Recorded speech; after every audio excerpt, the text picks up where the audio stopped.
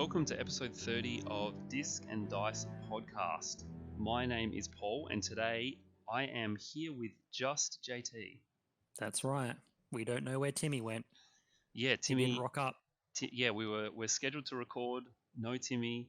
Obviously, anyone listening, well, in Australia or the world right now, will know that there is, there's a bit of a worldwide emergency going on with coronavirus. So, I don't know. What do you reckon? Do you reckon it got him? I hope not, because we kind of need him. We do. Also, there's a lot of misinformation about the virus flying around. So maybe he read somewhere on a soccer mum's Facebook group that you can actually catch it through the internet waves. I don't know. So he might be too afraid. That's true. I feel like Timmy's the kind of guy who would definitely believe that sort of misinformation. Yes, that's true. He lacks critical thinking skills, as we all know. Yeah, that's true. So he takes everything at face value. We talk about this to him all the time. No, I joke. That is absolutely unfactual, and we're also lying to you. Timmy is he's having some technical issues with internet as it goes.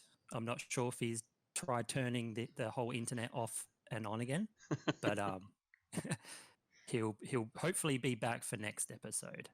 Yeah, I'm a little bit disappointed that you spoiled that by telling the truth. I was kind of happy to just leave it there and maybe create this picture of Timmy that our listeners wouldn't know wasn't fake. So it just turns into a constant, like, anytime someone isn't on the pod, it just turns into like a back and forth of like misinformation about them.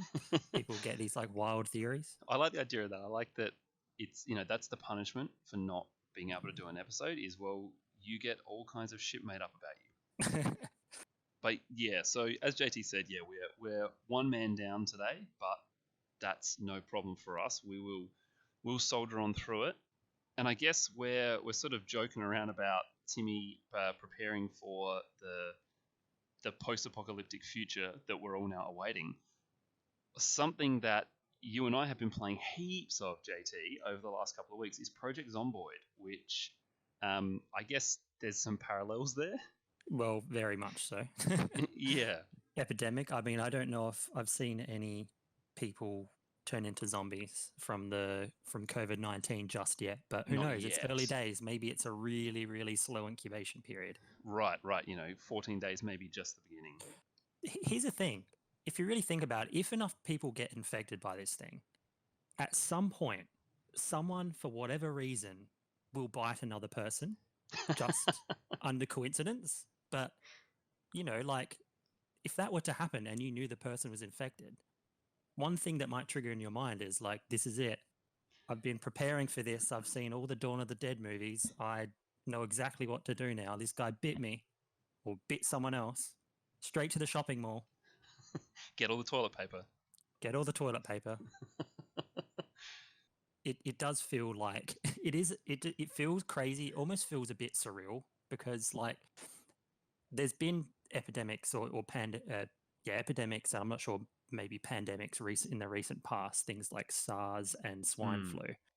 But this one just seems, I think it is a little bit more serious, but it just seems so surreal. Just some of the stuff that is happening. So like you mentioned, the toilet paper and some of the canned food and baby formulas all getting bought up. It's just so strange to see it when you actually go shopping and actually see the effects of it. There's all kinds of, wider effects. Like if we're keeping it kind of vaguely gaming focused, which is our kind of thing here. I was reading just yesterday that E3 has been cancelled for this year, which that's right. Yes. Maybe E3 is not quite so relevant now as it was a decade ago, but it's like it's kind of affecting everything. Like that's not the only gaming convention that's been cancelled in the last couple of weeks. So it's there's going to be stuff cancelled. Yeah, I mean, as far as recreation goes, there's concerts, there's sporting events. I think something to do with a bunch of NBA games are looking at getting cancelled, and so it's wide-reaching. I mean, it might be the closest thing we get to a zombie outbreak without the zombies, but we just get the outbreak. So who knows? Yeah, this is how we experience like that scenario. It's probably the best way to experience it. As in, That's right. And not super threatening to the majority of people. Obviously, like dangerous for people in certain like age groups and things like that. But yeah, like you said, yeah, maybe the closest we'll get. and like obviously just mentioned, we've been playing a lot of Project Zomboid. So I think you and I, We're at ready. least on the podcast, are the most ready out of everybody. Yeah, I think we've I mean well, I don't want to give away too much what's been happening in our game just yet. But yeah, we've seen a lot of pretty harrowing events already. So I think we're prepared. we have. I don't know if you're aware of it. There's a book called The Zombie Survival Guide, which I can see from here sitting on my bookshelf. I have, And yes, I remember. it was written by the guy who wrote World War Z, which got made into that really bad movie. Um, Yes. but I actually haven't read World War Z. I think World War Z is like a series of almost like diary entries. It might actually be quite good. But Zombie Survival Guide is like it's like a manual written for what you should do in a zombie apocalypse. And I read it and it kind of stuck with me. I always remember certain things that pieces of advice that it gave about that buildings with windows and things like that are not good, that you should try and sort of hole up somewhere where people can't see in, or more specifically zombies can't see in, and stuff like that. And I would always like, when I went to places, specifically if I was there a lot, like when I used to work in a bottle shop, I would find myself on very slow days kind of like looking around being like, would this be a good place to hole up in the event of the zombie apocalypse? And also in your bottle shop, I guess you get the frequent customers who are usually day drunk come in, and they might be a little bit zombie like, so you can sort of role play it a little bit. Yeah, I can like every Just now and then kill one. going back to World War Z, yes, the film is terrible, but I'm assuming it took a lot from the was it a novel or graphic novel? No, it was a novel. It was a novel, yes. I assume it took a lot from the novelization, because one of the cool things I remember in that film is Brad Pitt's character, before going out into, I think, some hallways where he knows there's zombies, he wraps magazines around his arm so that Ah, if they bite, they just bite the magazine. And, like a whole magazine is quite thick. You probably couldn't bite through it. And I just thought that was a really cool detail. I think there was some other stuff in the movie that had that. So, credit where credit is due. It did get some cool little details, right? But overall, yeah, terrible film. right. I guess that's another good tip. That's like a little like bit of advice when this zombie apocalypse does happen. Yeah, That's something you it's don't just one think of of, those. because there are Yeah, it's magazines just one of everywhere. those things. So it's a real easy Yeah, one that's you right. can do. And, going back to Project Zomboid, one of the things you can pick up in the game are magazines. So I wonder if that's something in a future update they might implement, because I think that would be pretty cool. Like make some makeshift armor out of magazines if you need to run down to the gas station and pillage some fuel. That will be cool. I think we might get into that a little bit later, talking about like what's coming in future. But perhaps we can just jump into Project Zomboid now. Yep. So you and I have played this game a lot in the past. We've talked about it, I think, once on the pod, but we've kind of often played separately, or when we've played together, we sort of have one or two sessions, and then we don't play for a couple of months. And by the time we think of going back, the moment is really gone, and we just restart again. But we started playing a couple of weeks ago with a real determination to push on and keep playing the same game of Zomboid, so that we could start to see the things that happen as the world changes, which it has a lot of things like that. Some of them are very long term and we're nowhere near it, but some of them we have experienced. So yeah, we've had this kind of persistent Project Zomboid game, which I don't know how many hours we've put in. I don't know how to check, but we've probably put a good like 20 or so hours, I would say, into this game. Like this individual game of Zomboid, I would say. Yeah, so I'd say we've probably had about 5 or 6 pretty solid sessions at, hour and a half to 3 hours each. Last Friday, Paul actually came over and we sort of did a LAN sort of version, I guess. But I don't know A how many hours modern we put in that LAN. night. Yeah, Yeah, modern LAN. that Yeah, was a good 5 or 6 hours, I reckon, into our game already. yeah, that was pretty solid. I think we stopped playing at about 3 in the morning. But we got a lot done, and at the stage we're in now, there is a lot of tasks that need to be done. Like there's a lot of housework, I guess you could say now. Not that makes the game any more boring. It's not. It's fun kind of housework tasks, but Yes, yeah, it's like a game. We were kind of joking around when we were playing then that it almost feels like our Project Zomboid game has become The Sims. yeah, yes, At some point, we're just a sort of a quick recap. We started our game and we found well, I guess one of the first things you try to do in Zomboid is you try to find some kind of base or shelter to be able to kind of establish some kind of safe zone away from the zombies.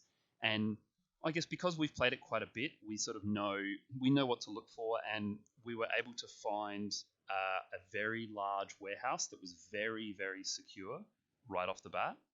And this warehouse has like 2 or 3 entrances, which it is sort of it's a good amount because you don't want just one, because obviously then you're going to have an issue with if zombies sort of get around that entrance, you can't get out. But you don't want to have too many because it's all the different ways zombies can get in. So this has like 3 doors, which we can like easily kind of barricade and guard if we need to. But it basically has no windows, besides like I think maybe 3 windows around the entire building. And so we can just completely barricade those windows up and make them very secure.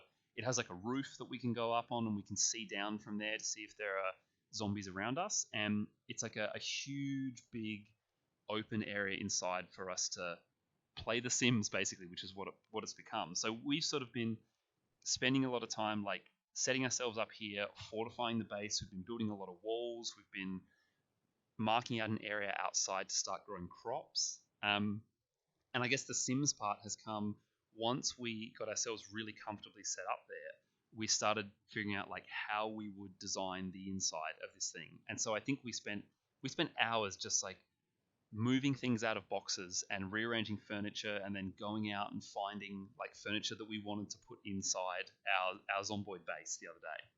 yeah. And one of the other things now that we're doing is, on top of finding just furniture and things like that, we're now seeing things that we want. It's almost like window shopping, and then we're like, oh, cool, a pinball machine. And ever since we figured out you can just basically grab anything, like neon signs and stuff. We've got like a neon bar sign out the front that says open. Just little things, and it's now become like better homes and gardens in Project Zomboid. But it just makes it a little bit more fun, less fighting for your life all the time. There's like sort of that downtime element where you get to just make things personable, I guess, personalize things a bit. Yeah, there's kind of, in a way, there's sort of no purpose to a lot of this, and we've been kind of, as we've been sort of playing through, I think we've started to see some of the shortcomings of some of the systems in the game. So JT, like we were chatting about how like the game has like a sort of boredom and depression meter. Not that you can see, but it sort of has boredom and depression for your character, or sadness. And if you have nothing to do, then you become sad, and then you sort of kind of become less effective at doing things. You just sort of do actions slower. Yes. And we were sort of talking about how we have a TV in our kind of warehouse now, and we got like a couch and set it up like a little makeshift living room, and we have like a pinball machine and things like that. But you can't even sort of click play on the pinball machine. You can't turn the TV on and like watch a DVD or anything. And we were kind of thinking like it would be cool if you could sort of set up a kind of homely place that would then reduce your boredom and also reduce your sadness, by having things to do. But so like the game has all these things in there, but sometimes now it's feeling like we want it to be that step further to let us interact a bit more with all these things. Yeah, and it would make sense to add that into the game at some point. And it doesn't need to be you can use these things all the time, and then and then render that boredom mechanic or depression mechanic, whatever it is, useless. You can always limit things. You can only play the pinball machine is only effective like once per day or something like that. Right. Like they have there's ways you could limit it.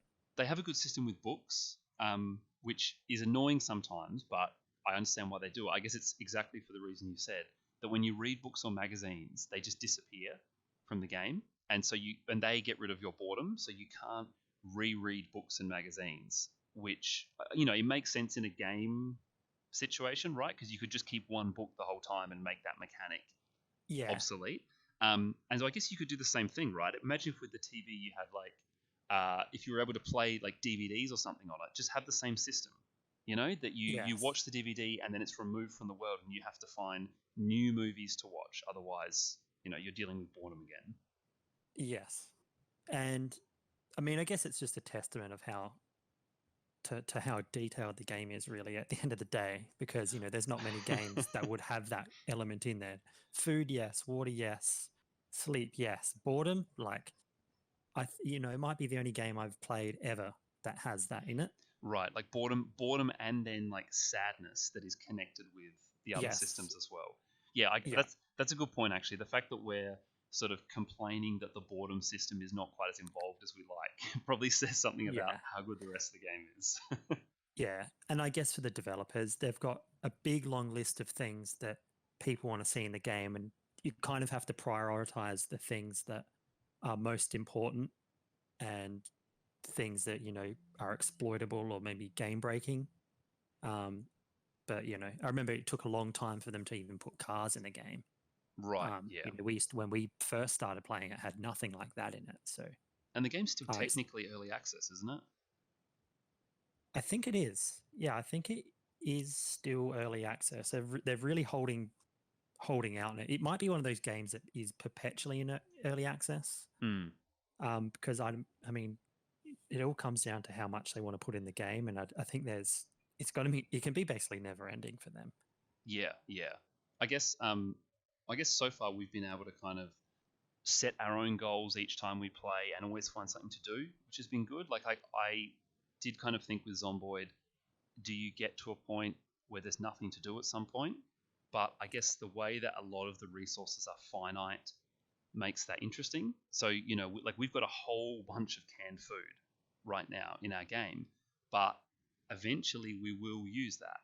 It may be so much now that we can't imagine using it all, but if we keep playing, eventually that will run out. And,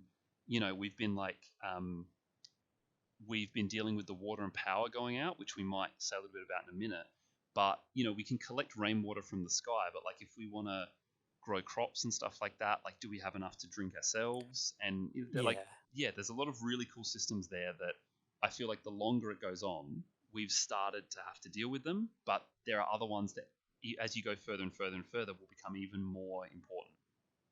Yeah, and especially a lot of it comes down to locality. So how close you are to a town or something, and then we're basically in a town, so it'll get to the point where we've eaten all the food in the town, we've worn all the clothes or what have you, we've used all the ammo that we can use, and then we're going to have to go on essentially a road trip. It's one of the cool things that I don't think they meant for it to be such a big part of the game at some point, but you do go on these road trips where it can, I guess along the way, anything can happen. I mean, your car can break down, you might run out of petrol or something, and then you're and the stretches between the towns are huge. So, I mean, and we always sort of joke about that when we play the game, is something bad will happen, like something terrible will happen that essentially puts us at a disadvantage, and then we'll be like, that was so cool, I'm glad that happened. Right. Like I guess when you're talking about road trips, I remember that when we were playing recently, there's like a skill book. So you have these skills in the game, and when you read these books, they give you a boost to how fast they go up. And my character's doing all the carpentry in our house, and I needed the next carpentry skill book, and we couldn't find it anywhere in the town we're in. So we decided we just drive until we hit the next town and try and find like a bookshop that had skill books and things like that. And we ended up finding it. we didn't actually find the skill book, but we found the town, we found a bookshop, and we sort of had a scavenging trip there. But I can't remember exactly how it went, JT, whether the power went out while we were there or whether it's gone out before and we just didn't plan very well. But we ended up getting kind of stuck there with the power off. Yeah, And that's right. Yeah. yeah, and we were sort of in this it was like an upstairs part of a bookshop where there's a whole bunch of books stored, so we really want to go through all the storage to see if they have this one skill book I need.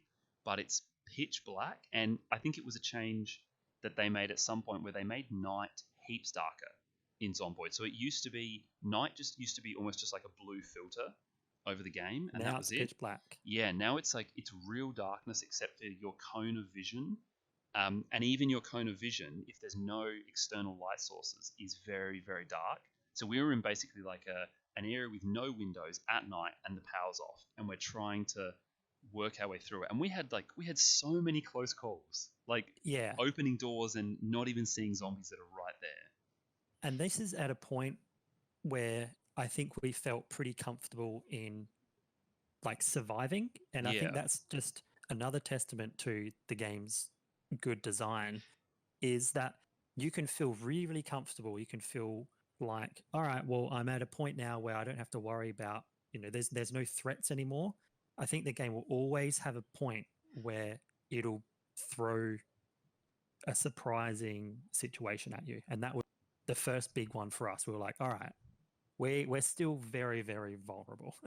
So yeah, but those situations they're always so much fun. They're very memorable. It's like not to compare it outright, but it's a little bit like in Armor in the Armor series, where because of its realism and because of how detailed it is in certain aspects, you really remember little situations like that. Yeah, it just kind of generates those little stories. I guess that's kind of one of the reasons we wanted to talk about it again on the pod, because we sort of had so many cool little stories from the time we've been playing. Like recently, JT, your character actually died in our game, which was the first time either of us had died. And Yeah. it's kind of like what you were saying, where I feel like at the point we're at now, there's no way that we will die to like a horde of zombies. So that there's like events in the game which draw big hordes to you and things like that. But we're so aware of that stuff, and we're so prepared for big disasters, that I feel like those aren't the things that will get us. And in the end, the way your character died was just like, you just got scratched. I got scratched. Yeah, and and with a 5% chance of getting infected, and then and just so people know, like when you're scratched or bitten, I think if you get bitten, it's a death sentence. You don't know. It's 100%. You don't know how long it'll be. It varies wildly. If it's a scratch, it's a 5% chance that you've been infected. And so generally you get scratched, you don't really plan on being infected. You just sort of still play the game and not really worry about it. But then the game never tells you that you're infected. It only gives you symptoms. It only says you're feeling a bit queasy, you're feeling a bit this or that. And those are things that will happen anyway. Like imagine in real life, if you were in this outbreak, or even now, if you started to feel a bit sick and coughy, you might be like, oh, do I have coronavirus? Like it's something that would run through your mind. So in game that actually happens. It's sort of simulated, that the worry symptoms are simulated. And so we were like, I'm sure it's nothing. But then, my guy started getting panicky and so on and so forth, even though my health is like, no, everything's fine. There's no bites or anything. It's all gone away, like the physical scratch. And then slowly but surely over time, my guy just deteriorated. And I think we locked him on the roof. That's right. Yeah. And then, so it's always a bit fun, when something like that happens. But another thing that's probably important for people to know is that, you might think, oh, if you die, you just respawn and then it's all good. Well, there's a lot at stake. The longer you play for, the more things like skills you generate, and the more powerful, or maybe not powerful isn't the right word, the more I guess, like upgraded and proficient your character becomes in various tasks, when you die, that all gets wiped completely clean and you have to start from scratch. So it can be hours and hours of real time reading skill books and grinding your levels up. And then all of a sudden that could just, that just goes and then you have to start it all over again. So there are stakes and reasons why you just don't want to die. So there's that self-preservation aspect that's always present, which I think is really, really important because that's what makes the game a survival simulator. And while you lose your character, the world is persistent. So when your character died, you were able to spawn back into the world and kind of run to our base. So you get a bit of a head start every time, I guess, because we have a bookshelf with all the skill books there. We have a bunch of weapons. We have food. So you don't start off necessarily as like you don't have to build everything up from scratch. But what you're saying, like in terms of skills, is like absolutely the case. So like you may have really high electrical or carpentry skills or something like that, and so you're able to build these quite complicated things for your base. If your character dies, you can go back to that base, but you may not be able to do any work on all the things you've built until you level that skill up again, which is kind of cool. I guess it's like it's cool. Like I can see how it's quite harsh, and I can see how some people would be turned off. Like it reminds me a bit of Eve Online sometimes in the way its skill system works. Like it's pretty unforgiving, but I think that's all part of it. It means that death is meaningful, which is kind of the point. And I guess another part is that you do die, you'll lose all those skills, but then you can respawn and say, okay, well, we kind of need this sort of character now if we want to do this thing. So then you might respawn. I think I respawned as an electrician so that my electrician skill was already sort of there, but I did lose other skills. So like my weapon maintenance skills. So, maintaining my weapon so it doesn't break so easily, and sprinting and all the other things, cooking, all went away. But I've now got, a skill we consider pretty important. But I think I really, really like the skill system in Project Zomboid. It's one of the better ones out there. Yeah, me too. Like I'm interested to see how the crafting system can be a bit more expanded. That's probably one of the other probably negatives I'd say we've run into a little bit in our game because we've been playing for quite a while. Like I said before, I'm doing carpentry, and I do sometimes feel like I can craft very complicated things, but then a very simple thing that just exists in the world already, I can't craft. So Yes. I am looking forward to, because surely that's the kind of thing that they would give a lot of attention to in a survival game. I'm looking forward to that crafting system being like significantly expanded so that you can build a lot of just kind of little things that you don't need when you start out.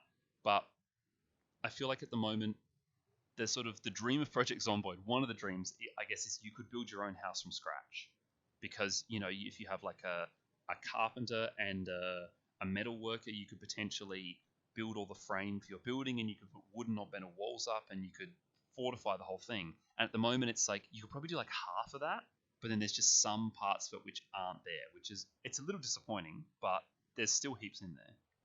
Yeah, it almost seems like there's a lot of common expectations that are missing from the game that you would just sort of expect to be there, for whatever reason, haven't been implemented. Right. I guess yet is a good thing to say. And I guess it's another kind of compliment to the game in disguise, because the only reason I think that those things missing is weird is because so much else is in there. Like if it was a game where all it let you build was like, I don't know, like a wall, and the only thing you could ever build in the game is a wall, then I wouldn't think it was weird that you can't build like hanging cupboards on walls or things like that. But the fact is, like, you can build 3 different kinds of walls, plus like door frames and doors and like wall frames, and then walls to go in them, and then like a base to build a house on, and like 2 different types of rain collection barrels, and then I can't build cupboards that hang on a wall. So it's only because everything else is there that I notice these things are missing. Yeah, and that it's a big yet, because they're constantly adding things in the game. But the good part about that is that those updates come in big packages very infrequently, so it gives you a good chance to play the game as it's been released for a while, and then you get sort of a Christmas present of all these new little things they've added into the game. That's true, actually. I do kind of like the fact that the updates are pretty sporadic, because it means you have time to have like a really solid game before they change a big system. You know, because if they were changing those big systems quite often, we'd just be restarting constantly in order to try them out. So I kind of like that they save it all up and then do a big update. One part that I think we haven't experienced, well, we definitely haven't, that I've been reading a little bit about on the Project Zomboid Reddit and some YouTube videos, is the multiplayer aspect that isn't the type we're doing. So I guess we're just doing like a cooperative game, but the ones that are online on actual servers where people can just join, it brings this whole new level to the game of just complete chaos, because then you've got the PvP element in it and resource war and Right. trying to survive when there's a human threat. So that's something that I would love to be able to do, but given just how long the games take generally, even just playing single player and cooperative, I'm not sure if I'd want to play with those kind of stakes, but it's something I've had a lot of fun watching on YouTube. So watching other people experience it. So if that's something that people are interested in, it's something that is definitely possible in the game. It's not just a single and co-op experience. You can find servers and make your own servers that bunches of other people can join. Yeah, we talked about this a little bit when we were playing the other night, and I think I said my only concern with that is I just feel like it's a game that is kind of vulnerable to like griefing and stuff like that. Like it's hard to tell, because we played, I think both of us played quite a bit of DayZ when that kind of first came out, and that was really fun, but it also sort of just devolved into that kind of stuff. It's almost like what I want is I want a game like this where people will play realistically, which is you're never going to get that on the internet. Like people are just going to like screw around. They're just going to do things to ruin it for other players, and they're going to kind of break the systems in whatever way they can. And so I love the idea of like the persistent world where, like you say, it's sort of resource wars, and maybe you have to have like a fragile truce with another group of survivors, and you're trading things or stuff like that. But I feel like it's just going to end with them like getting bored, and so they run over and just like little zombies into your place because they decide they're going to quit. You know what I mean? Like I don't trust people. Yeah, and it would remove that realism that the game is basically fundamentally built on. Yeah. When you've got griefers and trolls and things like that. Yeah, it's one of the reasons that I kind of didn't keep playing DayZ after that initial burst of it that was super fun, because it felt like once people figured out how to game parts of it, then it stopped being as fun. So when we first started playing DayZ, everyone would like go prone on the ground and crawl slowly around towns when they were scavenging. And at some point, someone realized that it was actually much more effective to just sprint everywhere, because the zombies were kind of like screwed up in their pathing and how they interacted with things. You could just kind of run right past them, and that was a lot quicker and a lot less dangerous. And like that just kind of took the fun out of it for me. Like there was no longer any tension of crawling like meter by meter in the dead of night through a town because you needed a med pack. It was like you just sprint in the middle of the day, grab it and run, because like that's the way that is most effective with that like game engine. Yeah. And that's in the single player and co-op experience. That's one of those. Project Zomboid is probably one of the few games that doesn't get affected by game theory, in the sense that, it's difficult to reach a point where you're gaming the system and exploiting it. That's actually one thing I kind of wanted to talk about as well, is in a game that is so realistic, it's not like it's completely void of metagaming, and there are some things that are kind of unavoidable in that respect. What are some of the things that you've come across while you've been playing Project Zomboid that you would see as an unavoidable sort of outside the game aspect that you kind of just can't get past, regardless of the fact that it's a realistic survival simulator. Things that kind of break the realism. Yeah, that kind of take you out, but not because it's a fault of the in-game engine per se, but more because you kind of have to think outside of the game in some instances. I guess some of the systems, like we talked about boredom before, I guess some of the ways you deal with boredom feels very gamey at the moment, that you just sort of like run into a house and read a magazine, and then like your boredom meter goes down to 0. Like that kind of stuff feels a bit. Is that the kind of stuff you mean? Like that, it doesn't necessarily break it for me, but it's just like when other stuff feels like you kind of have to do it the way you would in real life. Whereas sometimes dealing with boredom is just like you just got to click the anti-boredom item, and now you're good. Yeah, a little. I guess I also sort of more mean. Like an example is one thing we figured out is that, now that we've got a generator in the games because the electricity's gone out, we've essentially realized that because of one of the game mechanics in co-op is that I think we figured out that the fuel never runs out of the petrol stations. Right. And we need fuel to run the generator. So we sort of essentially figured out that we will always have fuel for the generator. So the generator has now become this, obviously a way to get electricity, but it's not a thing that we're too worried about in terms of it stopping, because we know we can just refill it now. And right, we'll be able to, we can refill it indefinitely. Stuff like that. And I guess we also have the cars that we've realized zombies can't get through the cars. They can't bash the cars down. That's probably a big one, that like the realization that, because you can build walls and zombies will break them down, but it seems like at the moment, like the car models cannot be destroyed. Is it like in game they can't be broken up? Yeah. So zombies and we've kind of exploited that in a way, simply because I guess we just know that it's something that you could do in real life. It's something that a lot of people might do in real life. You want to barricade a door from the outside, you drive a car in front of it, and then that would stop zombies from getting through. That's something that people are doing in real life, I think. So I don't think we're exploiting it outright. It's something realistic. But the problem is that the game hasn't figured out that the cars are essentially indestructible in that manner.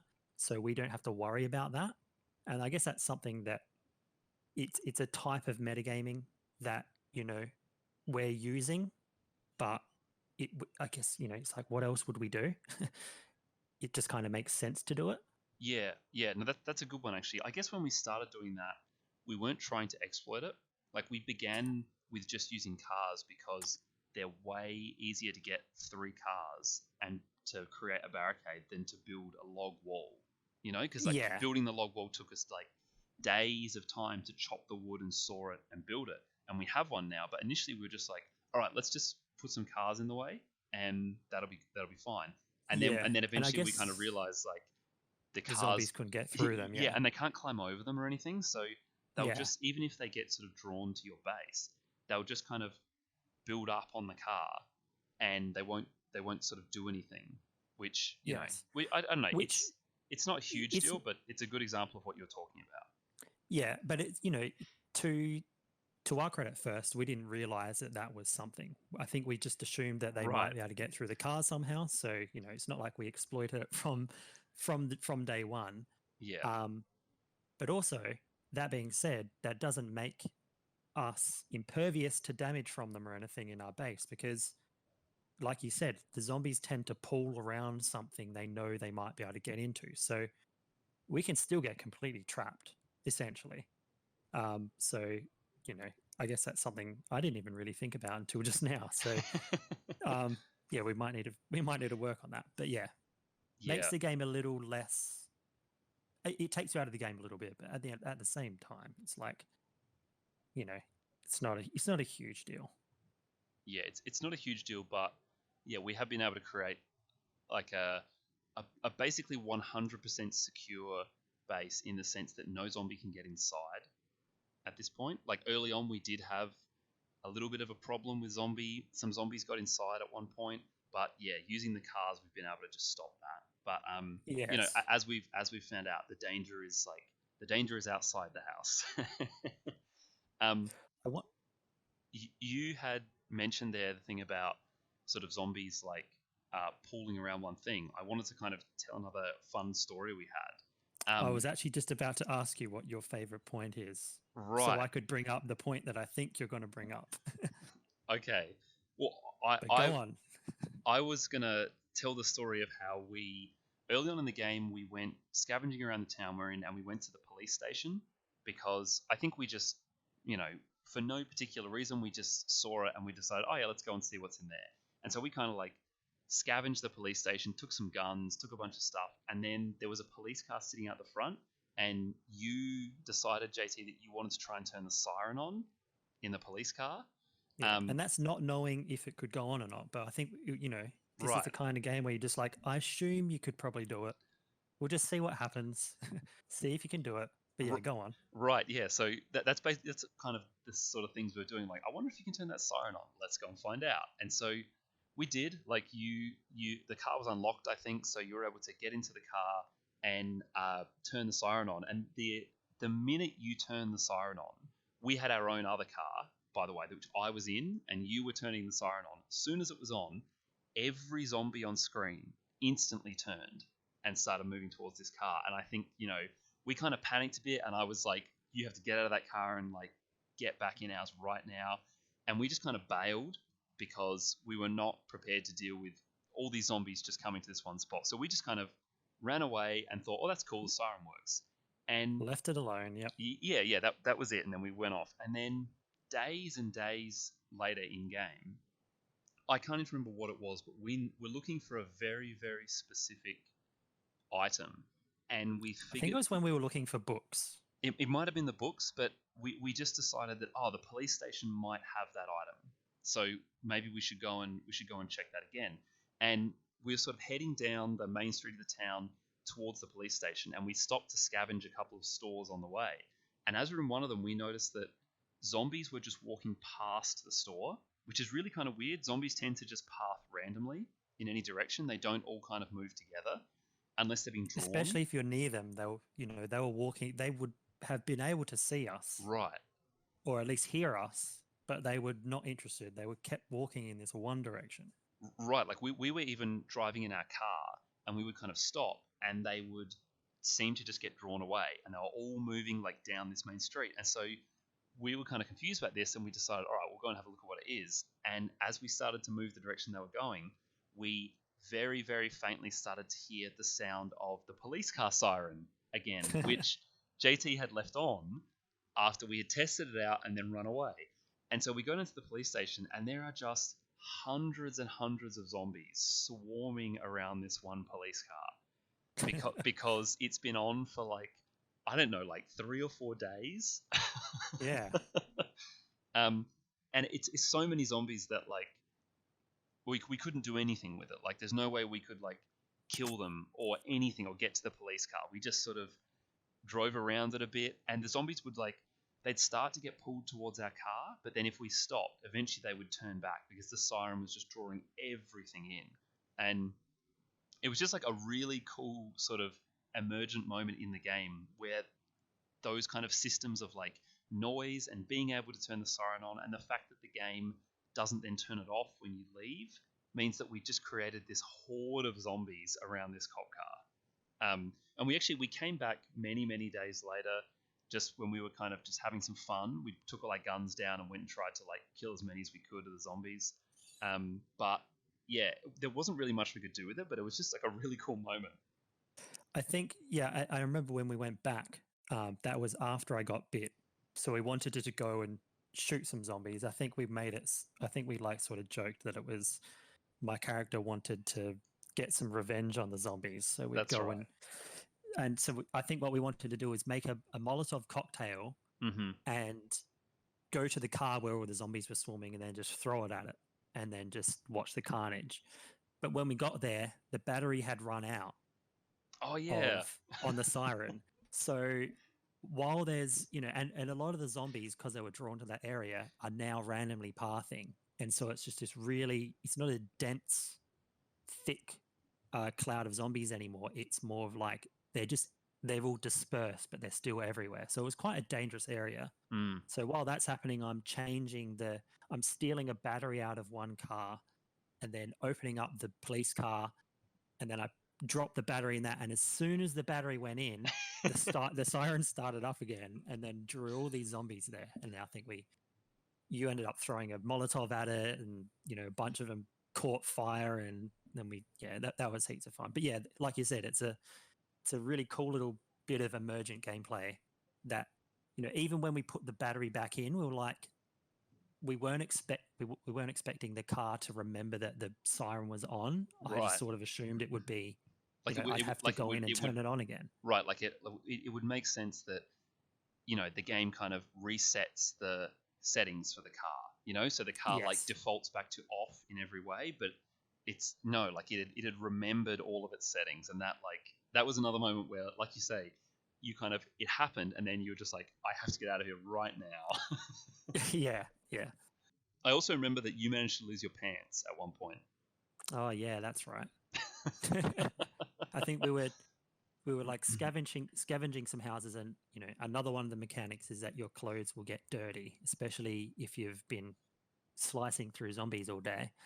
So as you scavenge houses, one of the things you sort of tend to do, if you remember, is to change the clothes into some clean ones. Except for whatever reason, I think it was kind of dark. Went to change the pants, or so I had thought, and then as I walk out, Paul, following Paul, I'm like, where are my pants? Paul looks at me, and my character just has no pants on. And yeah, I think it was just a mix up with the inventory. But right. And yeah, I think that was pretty funny. I don't know if you just said this, but we were there at night as well, I think. And yes. it was so dark inside that, it just... Yeah, I like to think that, maybe my character was so dark that like he just, I could have sworn I put my pants on, but I couldn't see anything. So yeah. So I wanted to ask you before we kind of move on from Zomboid, we talked a bit about the fact that it's in early access, and they adding content not heaps often, but the game is far from being finished. I wanted to ask you, like, what is the big feature you would like to see added in future? I was actually wanting to ask you this as well, and there's actually a couple features I'd like to see. The first one is maybe in single player and cooperative play, some AI humans. So it would be a very, very rare event, because as you know, there are events in the game that draw zombies and things like that. So you might hear a gunshot in the background, and then that's a reason for the zombies to come to your location, or what have you, or a dog barking.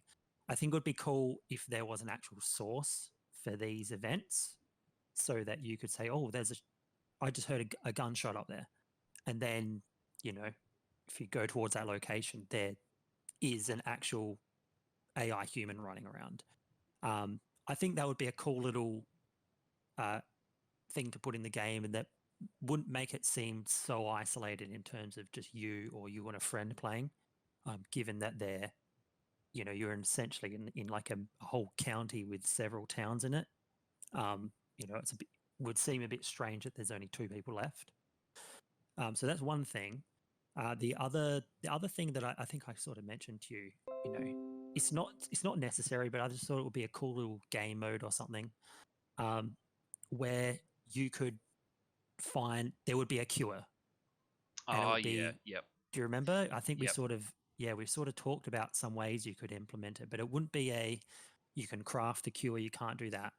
It wouldn't be the cures are just sort of like in these types of places. It would be an extremely difficult thing to come by, and you would need a bunch of information pointing you in the right direction of where it is, and maybe it's like stored in some underground bunker or something.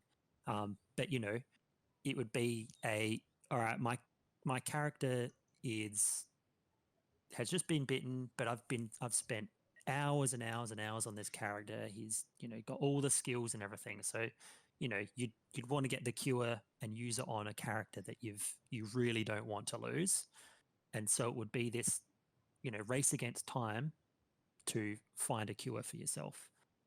So I thought that would be a cool little thing that they could add in. I don't think they will, because I guess it sort of in some ways goes against the point of the game, which is, I guess, you are meant to die. The whole premise of the game is that you die, right? Yeah, like the game begins with, when you start your game, it says this is how you died. Yeah, that's right. So, but anyway, I just thought that would be a cool little thing. But in terms of the things that would actually probably be more realistically coming out, yeah, AI humans or maybe even AI animals and things like that, I think I'd like to see in the game at some point.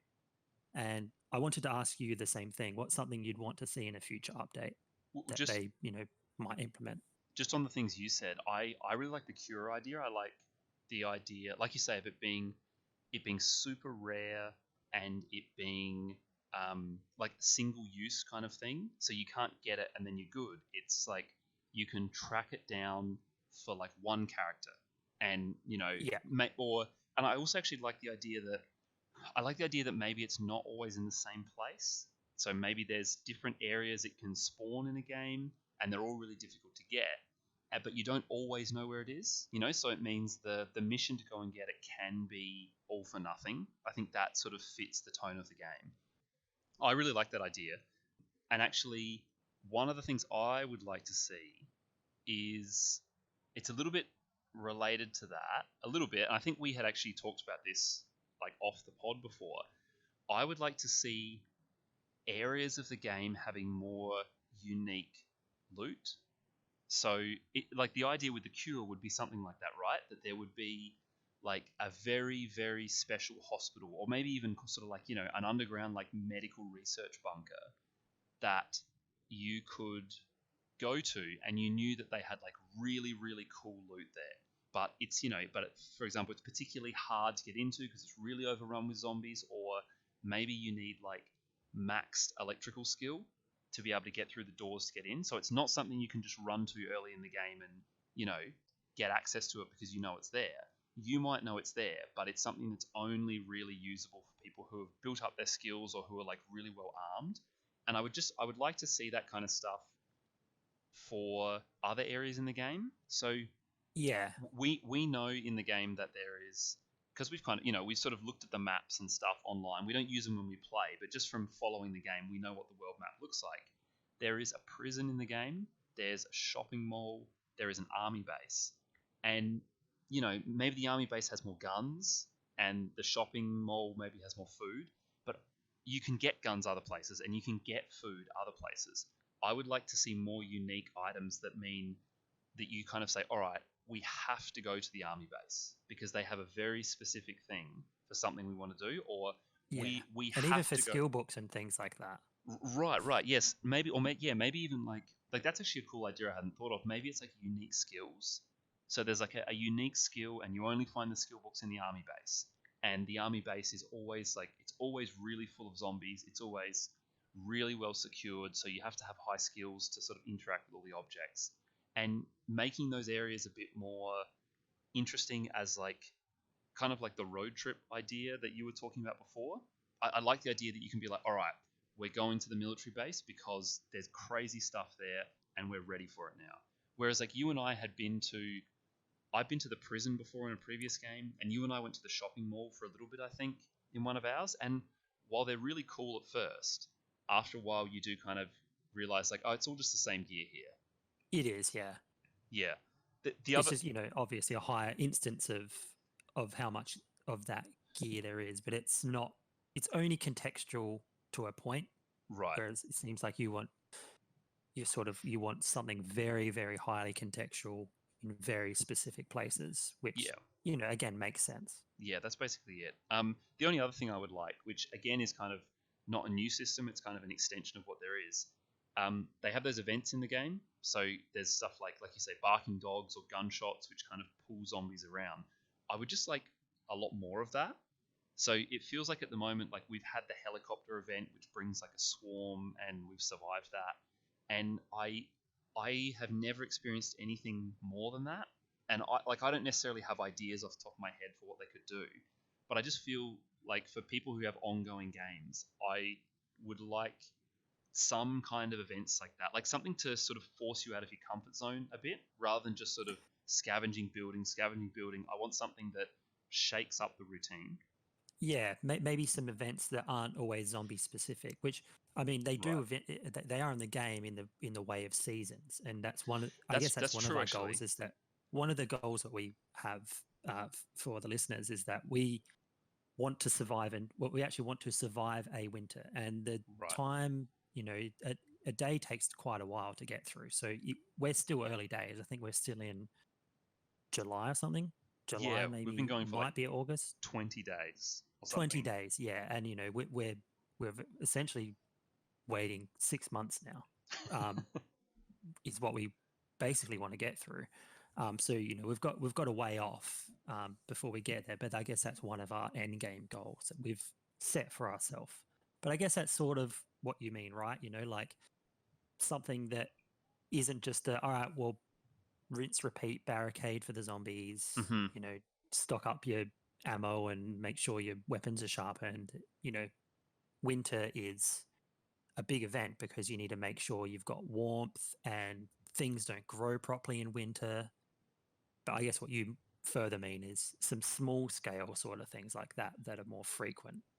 Weather is actually a really good example that I kind of hadn't thought of. I guess you could do things like flooding, which I don't think like the game has rain, but it doesn't have like flooding. I guess you could do something like that. Winter, you're right, it does have stuff like that, but I guess you could have storms that I guess you could have lightning that starts fires Yeah, and things like that. Like that would be a cool wildfires. one. That'd be Yeah, yeah. crazy. Or even just a fire like in the neighborhood and things like that. Or I don't Well, know, it's like funny you say that because we did see that update of the new fire spreading mechanic that they want to bring in at some point. So that's something they might, that could the lightning thing could be a very real thing that they actually add in that's true. an update coming up. That's true. It could come in like that. Yeah. So I guess that's the things I'm looking for. Like I said, not really new systems. I just like to see the stuff they've got taken like a step further. Maybe the dogs could be like the dog barking you hear is like part of a pack of dogs, and they can maul you. that that would be like it's already scary enough sometimes with just zombies. Yeah, I know, right? Yeah. That's something I always think with like bringing in AI NPCs, like you were saying. It's like I don't know if I could handle that. Just another level of threat. So we've talked for a long time about Project Zomboid. It's the main thing you and I have been playing for the last couple of weeks. But we're going to take a quick break now, and then when we come back, we're going to talk about all the other stuff we've been playing.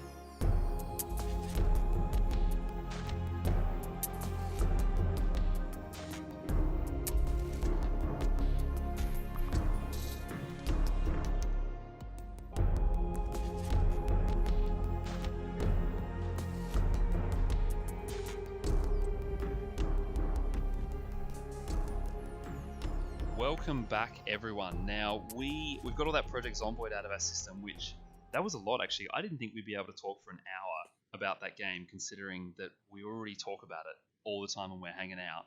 Yes. I'm glad we remembered a lot of the stuff we talk about, though. Yeah, I was worried about that as well. I thought we wouldn't remember the cool moments, but I think we did mostly. But yeah, what else have you been playing besides Project Zomboid? I have been now playing a fair bit of Endless Space 2, which I've been talking about, I think, maybe the last couple pods.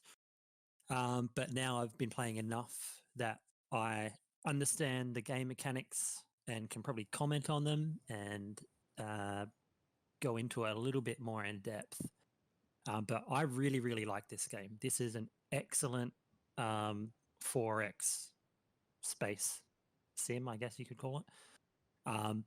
Really, really slick. Love the UI. It's one of those games that I don't think I'm going to stop playing for a very, very long time. I have been playing other stuff in between a bit more, but the good thing is it's very easy to pick up where you left off, being a turn-based strategy game. But I know that there's that you wanted to know about it, Paul. So you've probably got a couple questions for me if you wanted to ask them.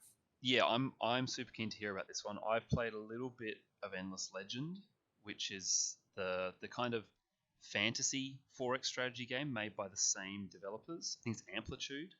Yep, Amplitude. Yeah, and yeah, I've played a little bit of that, and I've heard Endless Space 2 is really good. I actually picked it up in a Steam sale on or after you had said you were playing it, but I just haven't got around to it yet. So yeah, I'm pretty keen to hear about this. Look, I don't actually have any. I don't actually have any sort of questions off the top of my head. The only thing I remember is I think in our group chat at one point you had just dropped in there that the politics or the diplomacy system was really cool, something like that in the game. Like I can't remember specifically what you said. So can you like say more about what you meant? It has a really, really cool politics system. I guess the diplomacy is also very good as well when you're dealing with other races and when you're exploring. But your empire has an internal political system. Different parties all rallying for different things, and you don't have heaps of control over that. You can do things that might influence decisions of your populations, but for the most part, a lot of it just sort of takes place based on the decisions you make, but without you saying, okay, I'm going to force this, and that. After so many turns, elections come in, and so actual different ideologies, so like, a scientific ideology or religious ideology or industrialism, or the industrialists can actually have their laws enacted and then established, and that's something that you don't actually have much of a say in. And it also breaks down election results by different population type, because you might have an empire of let's say 1 million different people or species, and some of that might be one type of alien empire and another one, and then humans, and they all intrinsically have different ideas themselves. So depending even on your population, you will have like a minority might have a certain type of law that they want passed, and so they'll appeal to different elections in different ways. So it's a really, really cool way that adds this extra element to the game that I don't think I've really experienced much in a space sim. I've some other games might have it. I think things like Crusader Kings had it, even though I didn't play much of that. But to see it in a space sim, really, really cool, and makes it just so much more interesting, because it really makes you choose what things to build and what types of units to make, and where to explore, because all that hinges on how an election will come out and play out. Okay, I definitely have some questions about that. So you said that different like groups or parties could like pass new laws and things like that. How does that like, I gotta say, firstly, I really like the idea, like you said, that you don't have like direct control over this kind of thing, that you have to kind of deal with whatever the political state is. But how do laws affect you? So you said like the industrialists can pass like a new law. Like what, for example, like what can they do that changes the way you're playing the game? I'm just trying to think of some of the laws that I've put into play. So when I say they pass a law, if say the industrialists become established, that means that gives them a bunch of it gives the game a bunch of laws that you can choose to pass that are from the industrialists. So there's it gives you a vested interest. Let's say, like for my guy, I'm very much trying to push scientists, or that kind of how surprising. That ideology is what I'm trying to push, but I can't just force it on everybody. But the more things I do that support their agenda, that gives them a high chance of being elected in as an established party. And so when that happens, I get a bunch of different laws that I can choose to pass or to actually enact based on how much influence that party has. And some of those laws might be something like a system might get a boost for every type of specific species population is in them, might get a boost. You know, maybe if it's like they're called sophons. The scientific races are called sophons, but you might get a big boost to your science output the more sophons you have in a planet or a system, and that it's you know, that's the effect. There's a lot of flavor text involved in this game, which I love, which I always read because it just makes your decisions a little bit more meaningful. But, you know, that law might be something like Sophon community outreach initiative or something like that, and then that's, you know, that's the reason for the effect. So there's little things like that, and the laws aren't always massively influential on your gameplay, but they can be the difference between getting in a certain party being established or unestablished. Right. Okay.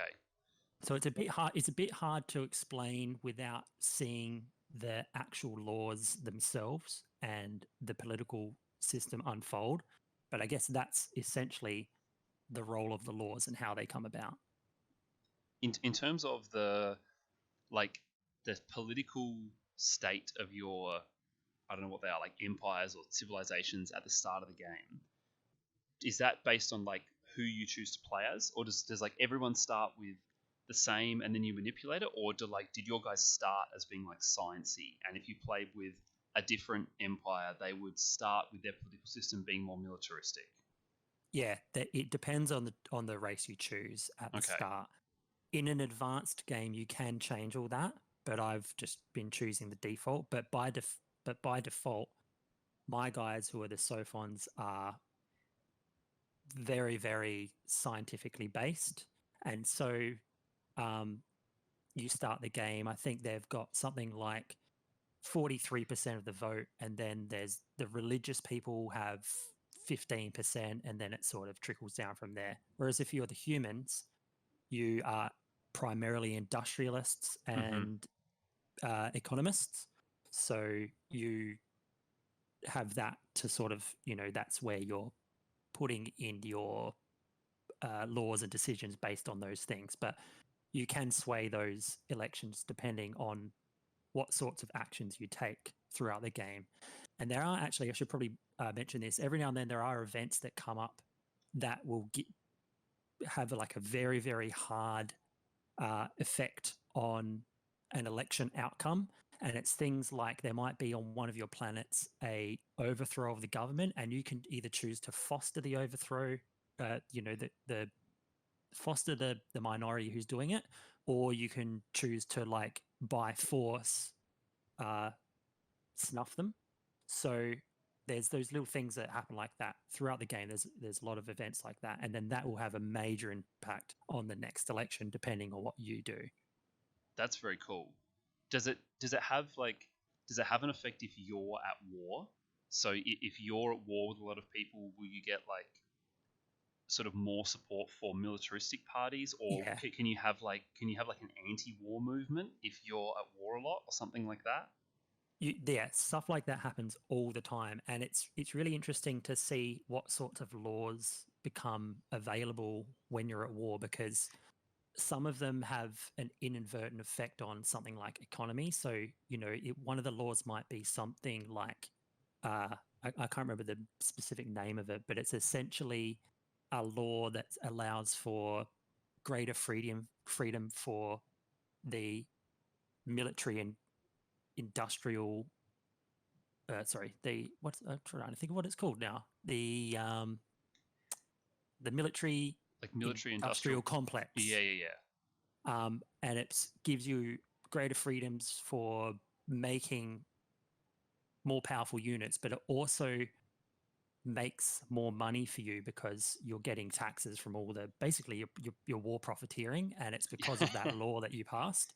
But that can also have a negative effect on the pacifists, because that's another one of the other ideologies is pacifism, and there are some races that if you have some pacifists amongst your population, they can throw some really, really difficult events at you because they're actually very, very influential in telling people we shouldn't be going to war and things like that. And so you have an event where it's like, hear them out or shut them up. And if you hear them out, it's really, really good for keeping a happy population. Mm-hmm. But it can severely cripple you if you have to go actually get attacked or something like that. So you're constantly getting thrown these little moral quandaries that you have to decide on. So it's really difficult to say, I'm going to be this kind of race and this is how I'm going to do it. It's quite a bumpy ride to do that because of the political system, but it also makes it that much more interesting.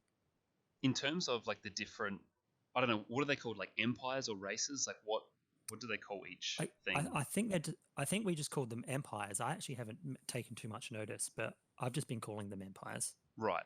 I wanted to ask about the empires actually because one of the things I really liked about Endless Space is that all of the empires in that are really, really unique. And I guess compared to a game like Civilization, where Civilization, because it's all sort of human history, every civilization is kind of the same, but they have little bonuses. So everyone works the same way, but this civ has a bonus to culture, or this civ has a bonus to combat, things like that. And Endless Legend had all these civs or empires, whatever we're calling them, that were like vastly different. So they'd have things like an empire that couldn't declare war.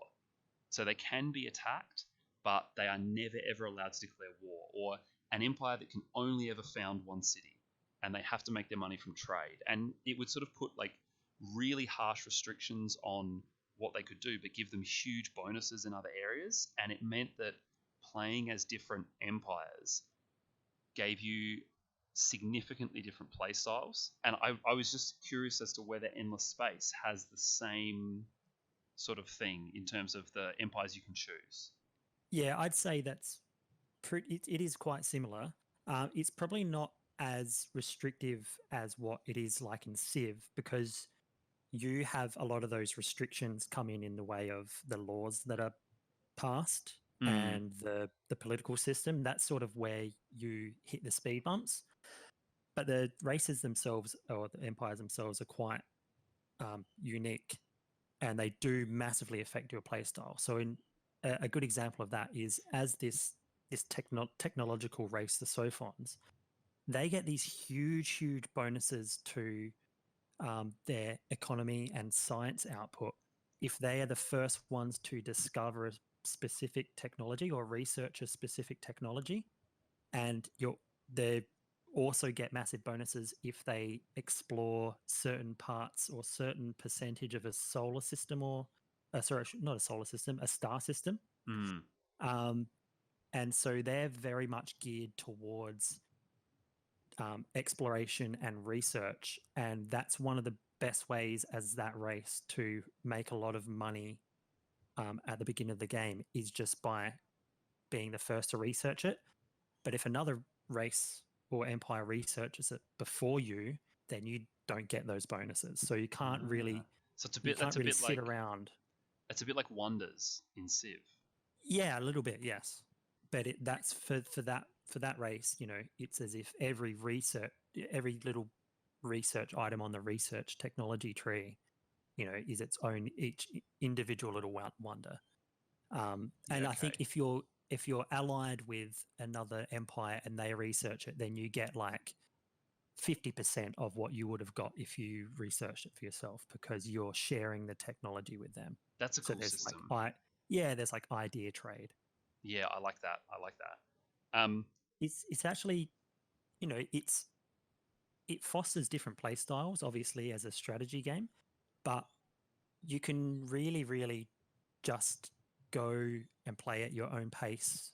And even if you're getting attacked by certain empires, there's different ways to circumvent it and not just have to outright go to war all the time.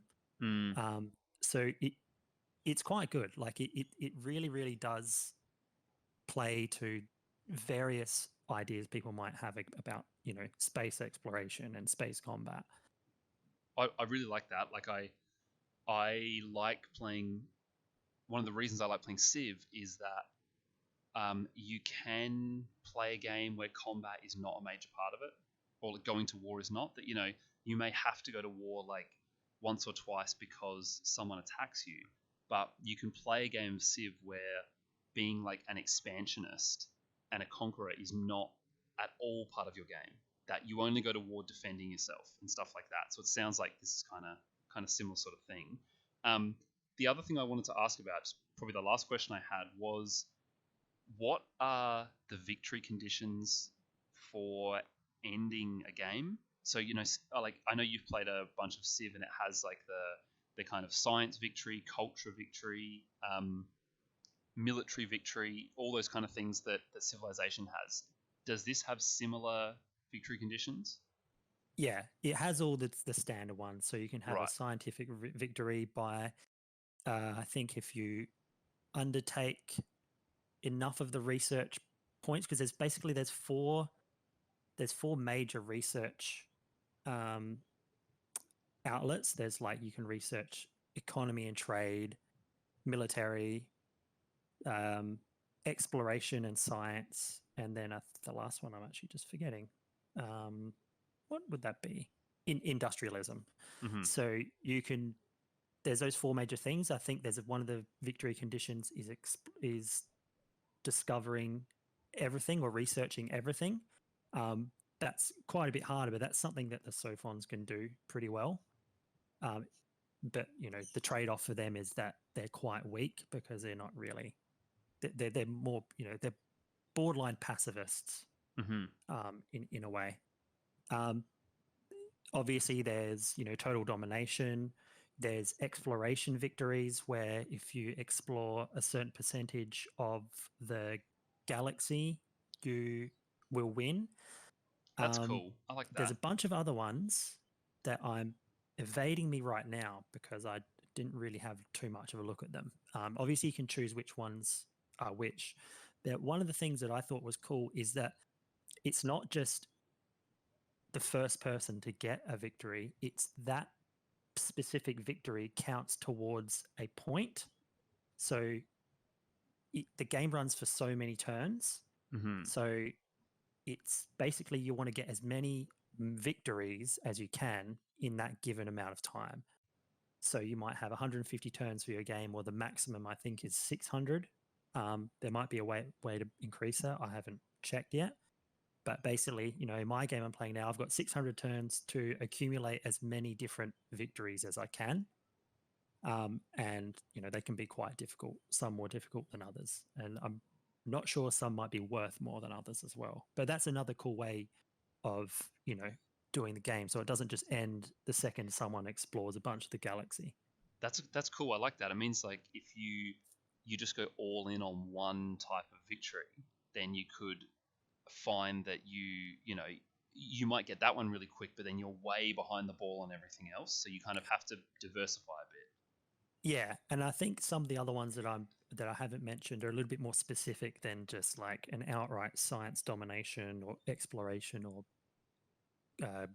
wiping everyone else out. Obviously, I think if you wipe everyone else out, that will be the end of the game. I'm just trying to think if that is an actual victory condition or if it might be dependent on battle outcomes. Just trying to remember now because I wasn't taking too much notice last time I set up my game. But yeah, there are a bunch of different victory conditions, and yeah, they're worth different things. If you play a custom game, you can still set up a game so that it's like, all right, the first to do this is just the winner, but by default, that's how the game is set up. And it's also important probably to note as well that there is no campaign. The campaign is present in just how the quests and events play out. So each time you play the game, I guess you're getting your own little unique campaign because everything is still very story driven. but the stories are encapsulated in the type of game you play. And so it's never the same every time you play it. Yeah, I So like I that. thought that was a cool way of having the game instead of just having a scripted campaign. It's very much procedural. I prefer that for this kind of game, like 4X grand strategy type thing. I think rather than stepping you through a bunch of missions, it makes more sense to just have each one, like you say, be kind of sandboxy. Yeah, that's right. But yeah, that's Endless Space 2 as I've been playing it so far. I mean, I'm sure there's still some other things that the game's going to throw at me over the course of playing the current game I'm doing. But yeah, as it stands, great game. It's really not that expensive. I think you can get it on special pretty cheap as well. A lot of DLC though. Like I did notice there's a fair bit of DLC out for it since it launched, I think in 2017. So I haven't got my hands on any of that yet, but some of the new races that are brought in with some of those packs also look really, really interesting, and they've got some really unique mechanics that they bring to the game too. So I think at some point I will buy those because I really, really want to, sort of see how some of those gameplay mechanics come into the game. Yeah, it's had a couple of big expansions, I think. So that would be interesting. Now, what about you? What sorts of things have you been playing over the last, couple weeks now? Well, the only other thing I wanted to mention on this episode was Warhammer Warcry, which I had talked about maybe 2 episodes ago, I think. And I've played a little bit more of that since then. I think I'd played sort of 1 or 2 games back then. And I just kind of wanted to briefly mention it again, just because, I just sort of had some slightly updated thoughts on how the game kind of works. And I guess, just as a reminder, this is the skirmish Warhammer game, so you play with small war bands of sort of no more than 10 figures each, so it's like little squads. And I guess one of the things I've realized the more I've been playing it is that the game is not perfectly balanced, but in a really good way, if you know what I mean. So Right. it's like the game is not. It doesn't seem that the game is made for like hardcore competitive play where everything is sort of min maxed and it's sort of for tournaments and things like that. There are other Warhammer skirmish games which they have rule systems which are specifically for that, so they're meant to be for competitive play. The more I've played of this, the more I find that the games we have with me and Butters, the friend who I play it with, that each game sort of tends to probably lean one way or another. Someone's always at a bit of a disadvantage, or someone has some kind of thing which is a bit more powerful. And this is usually the result of the way you determine what game you're playing, which just as a reminder on it, you draw 4 cards. One tells you how to set up the battlefield, one tells you where you put your miniatures, one tells you what the victory condition is, and one tells you what the twist is. So it's just like a special rule to use for that game. And so having this kind of draw card system for the objectives and the setup of the game means that you can get a game which is really unbalanced, but it's actually kind of fun. Right. Yeah. So that's what I sort of wanted to know is, yeah. It sounds like it's the cards themselves are what make that asymmetrical sort of difficulty. Sorry, my Siri has just gone off for some reason. I don't know what set her off. Siri, buy Oh, Warhammer. yeah, it must have been asymmetrical. Oh, yeah. No. That didn't work. How does that not work? Anyway, so I guess that's one of the things that I wanted to know. Yeah, is given that all your units are obviously going to have static statistics that probably don't change, but you sort of answer my question that you've got these cards that can really shake things up a little bit. Yeah, like the warbands you play as are all different. So we've just been playing with the 2 basic warbands that come in the box set. So it's like I can't remember their names, but one of them is sort of fewer guys, but they're a bit stronger, and the other group is many more guys, but they're a bit sort of smaller and weaker but faster. and one of them has a bit more ranged capacity than the others, but not significantly more. So it can kind of change on that. So you could draw objective cards which give massive advantage to a warband which is like big and strong. And you know, if you happen to have that warband, you're going to be better at winning this kind of mission, and someone with a smaller but faster warband is not going to be. But yeah, kind of like I was saying, that hasn't resulted in us enjoying the game any less, because it actually just creates these really cool scenarios.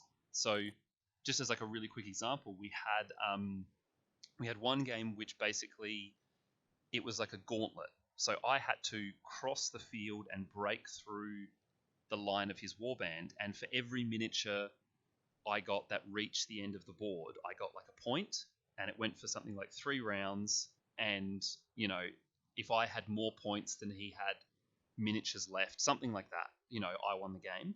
And Right. because of the 2 warbands we were using, the warband that Butters was using was really, really good at just holding the line. And I like failed miserably. I don't think I even got one model to the other side of the table, but it was actually quite fun. Like, it wasn't, I didn't feel like frustrated while I was playing it, like, oh, I can't get through here. It was more like um, it felt like a sort of a cool kind of last stand. Like, I'm trying to escape from this thing, but I just couldn't get through. And you kind of learn some lessons. That's the other thing I was going to say. Is like, it does seem like the kind of game that rewards you for knowing how your warband works a bit more. So, you know, I think if I played that game again, I kind of tried to smash through the line. You know, I tried to like take on his guys, take them down, and then move past. If I played that again, I would probably try to kind of just run through the gaps and maybe lose a few guys on the way. But you know, that's sort of with the benefit of hindsight. But it's kind of cool like that. It's once you learn how your warband works, you can approach them in different ways. Right. I mean, one of the things I'm curious about now is that you say that given the outcome of the draw of the cards, that creates these advantageous or disadvantageous scenarios. Does that not mean that as you're drawing the cards, the more games you play, you're going to learn what's, you know, the pattern of those outcomes? Does that not mean that, you know, you might draw your 3 cards, I think it was, or 4 cards, and then be like, oh, well, straight up, I know that I'm going to be in a disadvantage here. Like, what's the point in playing? Or does it, even knowing that you might have a disadvantage, still, you know, that still makes it fun? It's a good question, actually. I think there's a very specific order to the way you draw the cards and the way you kind of decide who, because you put your warband into 3 groups at the start, and then that determines where they go on the field. And there's a very specific order to it all. And because I guess you have 4 variables, it's not just the victory condition that determines it. So, you know, if you have one victory condition with a certain kind of map or terrain setup, it may mean that one warband has an advantage. But if you draw a different terrain setup, it will completely change the game. So I feel like there's so many variables there in terms of map, victory conditions, and where your guys start, that sometimes it looks obvious. Like, for example, actually, we had one game where what we had to do, or what I had to do, is I had to designate one of my guys as the messenger, and he had to leave off one of the 2 board edges. And if he got off the board, I won the game. And I knew who the messenger was, but Butters didn't know which one it was. But he got to decide. That's cool. He got to decide which board edges I could leave from. Oh. So he was able to kind of set it up so that he would be able to defend 2 sides of the board, even though he didn't know which was my messenger. And I actually won the game really, really quickly because I faked him out by charging one unit into a really, really dangerous situation. And I think he thought it was the messenger, and so he pulled a couple of guys away, and I was able to get one of my guys off the board by like the 2nd turn. And I knew from very early on that I had a huge advantage because of how we were set up, but it wasn't clear to him that that was the case. So that was kind of cool. That gameplay mechanic you just mentioned, or that scenario, has piqued my interest, because that's the classic, you know, like Avalon style whodunit sort of gameplay or spy gameplay that I really, really like. Yeah. So I'll have to try and get in on one of these games because that sounds really, really cool. Yeah, we should we should get together and do it actually, because like Butters has the two starter war bands. He also has another one that he's built and I think he's painting up now. And he actually very generously bought me a warband of Stormcast Eternals. They're kind of like the fantasy space marines in the new Oh, Warhammer cool. Fantasy. And yeah, he gave this to me the other day. He just said that he needs someone to play Warcry with, and we only have the two warbands, so he just very generously just bought me a warband to play with. So I've got to put those together. But then we'll have 4 warbands. So we should get together and have a night of that, because the game's really quick. So that's the other good thing, I think, that you can have an unbalanced game, but it might only go for half an hour, and then you just reset and play again. Are all the scenarios for only 2 people? Or is it a bit like Magic where you can actually it's possible to add in a third person to the mix? That's a good question. I think there are rules for 4, so like 2 versus 2. I'm not sure if there are rules for 3. I am not sure about that. I'd have to double check. I mean, worst case scenario, you can always get another person, or Butters being the veteran of the gameplay, he could control 2 armies, and then That's true. The only other example I wanted to talk about, kind of illustrating some of the points I made, was we had another game where the victory condition was that we designated 2 of our models as like the marked ones, and whoever's marked unit died first lost the game. And that right, that that's was really cool. yeah. And the warband he was playing as had one unit which was, and we knew who they were, so it wasn't like I don't think that was a secret. Like, we knew which one we had to kill. His marked unit was a really, really tanky guy. He's like this huge, huge model. He looks like a juggernaut. And he was like, it was obvious for him to pick that guy because he's so hard to kill. And for mine, I actually chose my leader of my warband. And my plan was kind of just to keep him out of combat, because I was just going to try and swarm his guy and then keep mine away. But I ended up losing because all the bonuses that my leader had are about getting him into the thick of combat. And because I didn't want to engage him, because if he dies, I lose the game, I was holding him back. And so, sort of again, with hindsight, I sort of learnt that with this warband, this model specifically is best when he's in the thick of it. And so if I did that again, I would choose a different guy to be marked. So I don't know. There's just lots of variables like that I find really intriguing for playing a game like this. Does that particular game still make use of the scatter die that Warhammer used to use to, have those random little things that might happen? I think Gorka Walker used a lot of the scatter die. Yeah, Does Warband use that at all? it doesn't use the scatter die. I don't actually think any Warhammer games use the scatter die now. Right. I could be wrong, but I don't think they do. Because it's It just sounds... because it's Warhammer Fantasy, it doesn't have much in the way of or has nothing in the way of guns, really. So there's no scatter for things like that, which often it was for things like artillery.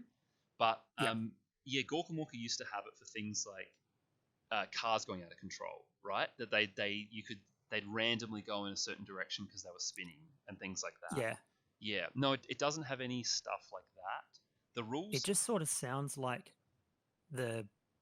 given all these crazy scenarios that kind of happened, they could come up with something really cool that involves a scatter die, like a thing you need to catch or something. Yeah, it's funny actually. Butters and I we were reminiscing about old Warhammer, and the scatter die was one of the things that we were talking about. Also, they don't have those, the range rulers, the big long red sticks, yep. the wacky sticks. They don't use those anymore. They just kind of tell you to use a tape measure, and I think things like that. So some of the old plastic templates you used to use to just show the flamethrowers and things. Yeah, the flamethrower template. All that's gone now. I think you don't have those anymore, which I'm sure it's possibly for the best. They've tweaked the rules, but I do love that stuff. But yeah, that's all I've been playing apart from Project Zomboid, really. and I think that's probably most of the games we've been playing. Just about, yeah. Yeah, I mean, there's some other ones that probably don't warrant too much discussion, but one of the ones I'll be continuing to play is an Arma 3 official mod known as Old Man, which is interesting because Arma 3 isn't an open world game, but the developers have made this free mod that basically makes it into an open world GTA style game, which is very interesting to see. But I'll play that a bit more, and I might talk about that a little bit on the next pod. How about yourself, Paul? What have you got in the pipeline for now? I have almost finished Witcher 3 Blood and Wine. I didn't talk about it today because I'm so close to the end that if I talked about it now, I'd want to talk about it next episode just to wrap it up. So I'm just going to leave that one. Yeah, probably a safe bet because there's a lot of stuff I want to talk to you about that I know I can't until you have finished it. So again, that might be a good discussion for the next pod. Yeah, I think so. Besides that, to be honest, I haven't really thought beyond The Witcher about what I'll play next. Maybe Endless Space 2, because you're giving that a go. It's kind of, it's always a bit more fun to play something if someone else is playing it. Yeah, I'd be really keen to see. Well, actually, possibly even have a co-op game with you. But yeah, I really want to see your take on some of those political systems and things like that, how they've implemented that. Yeah, I'm very keen to give it a go as well. Sort of, have spoken many times about Stellaris on here, so I'm interested to see how they do things, differently. Which I'm yet to play. Yeah. With trade space sims. And Timmy, how about you? Oh. Maybe next time. I think Timmy's playing the Doomsday Prepper Overreaction game. I think he's got that trolley piled high with toilet paper and baby formula. Baby formula, yeah. I think he did send me a message the other day. It was a picture of a shipping container filled with canned food. So he's really going for it. He's going to be great at Project Zomboid when he plays it. Yeah, when he eventually gets a PC, he's going to be the pro at that. But yeah, that's all the games we got for this week. So as always, if you want to get in touch, you can contact us. Our email is discanddice@gmail.com. Send us a question you may have, a suggestion for a discussion topic. Always got our ears open for that kind of thing. We're on Facebook. We're on Twitter @discanddice. You can find us, search for us on Facebook. Yeah, I think that's about it for today, JT. So as always, as Timmy says, awkward thank you. Oh, is that me? Yes, of course. Yes, thank you for having me. Yes, see, he's right. It is always awkward thanking each other at the end. Yeah, maybe we have to figure out a better way to end these. If you've got a suggestion, send us an email about how we can end these goddamn podcasts. But yeah, that is it for today. So we will see everyone in 2 weeks' time for more discussion of those games. Video games. And board games. All kinds of games.